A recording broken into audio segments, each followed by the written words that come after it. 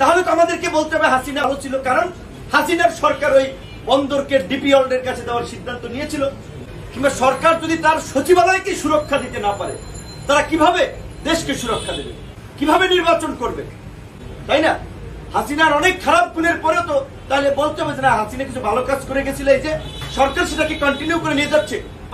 প্রশাসনের মধ্যে দক্ষ পেশাদার লোকদেরকে চিহ্নিত করে প্রশাসন ঢেলে সাজাতে হবে।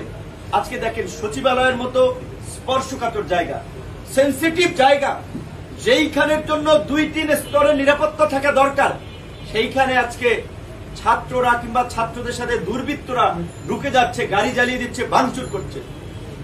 এই ব্যর্থতাই তো স্বরাষ্ট্রমন্ত্রীর পদত্যাগ করার কথা ছিল।